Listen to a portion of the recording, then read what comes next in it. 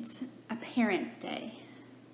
And as a new parent on this day for the first time, I find myself flabbergasted that we just get the one day. One day. I used to be so proud of myself for remembering Parents' Day, Mother's Day. I'd send some flowers, maybe a copy of a good book. I really thought that I nailed it. I mean, I was just so kind. One day. It seems insufficient now, especially in the 8th week of coronavirus containment.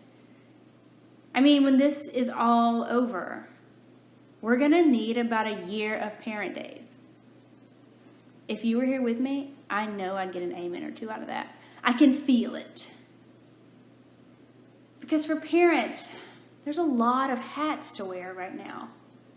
The cook, the cleaner, the homeschool teacher, the principal, the speech therapist, the occupational therapist, the gym teacher. Did I already mention the cook, the best friend? And at some point in all of that, the parent. Many of us are wearing a lot of different hats right now in order to try and keep it all together. To care for our children, grandchildren, nieces, nephews. Maybe we're wearing a lot of hats right now to try and provide some semblance of safety and security, some sort of structure and care amidst the chaos of pandemic. And perhaps all of this struggle gives us a clue as to why, in biblical text, we so often want God to be the parent figure. We want God to be the one that fulfills the ideals of what it means to be shielding and sheltering, protecting and caring. The one with the master plan who is working it all out for our ultimate good, despite our continued chaos, despite our relentless, selfish behavior in the world.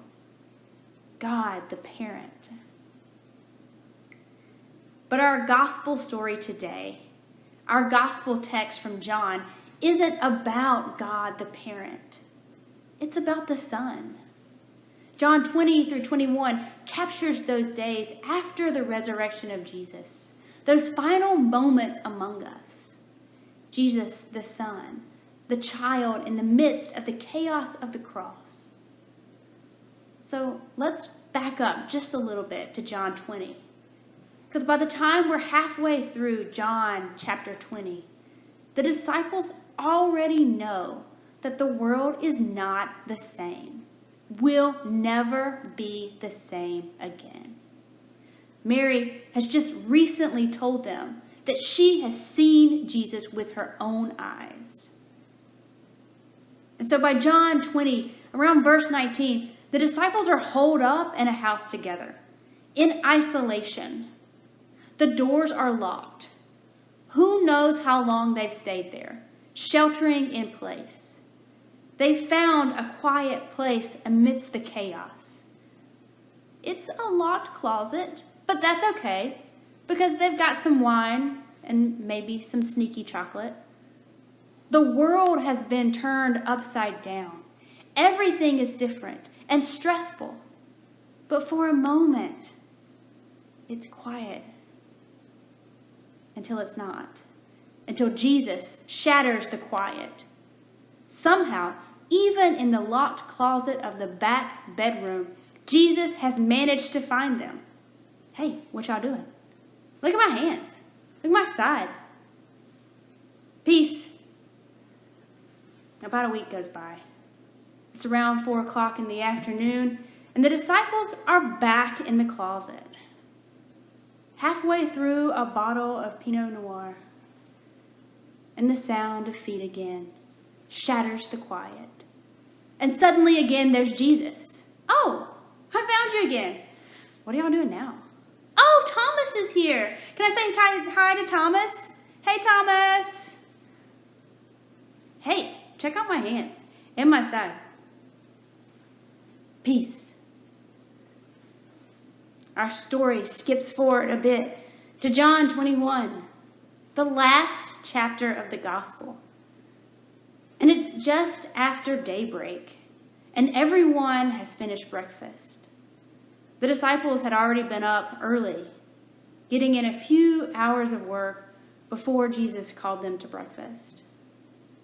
And now the meal is over, and Jesus asked Simon Peter, Peter, do you love me? I mean, do you love me more than all of this?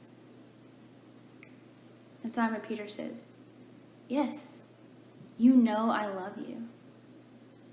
And Jesus tells him, then take care of me and take care of everything I love. And Peter keeps cleaning up the breakfast mess, putting away the milk and the cereal, getting ready to launch yet another day. And Jesus asks a second time, Peter, do you love me? Yes, of course, Jesus. You know I love you.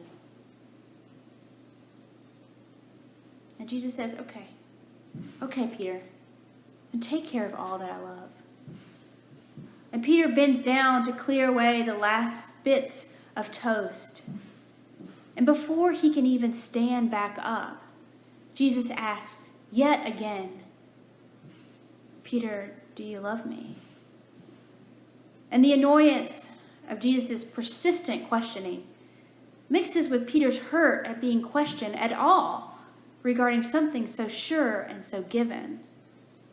So Peter stops what he's doing, and he finally gives Jesus his full attention. This is what Christ wanted after all. Jesus, you know more than anything that I love you. And Jesus looks him in the eye. Then take care of everything that matters to me, Peter. My world, my people. Help my kingdom come on earth as it is in heaven.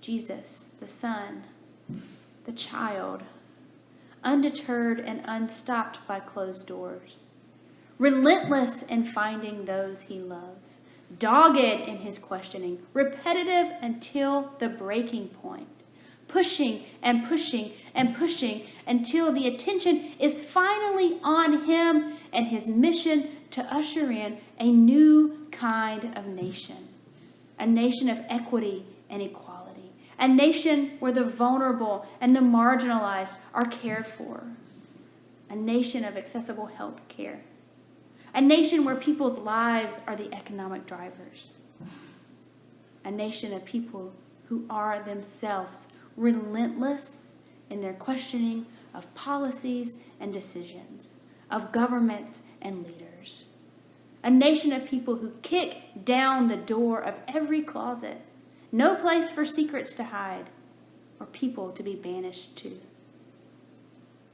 We've heard it from Jesus before, back in the Gospel of Matthew, to the parents, to all of us.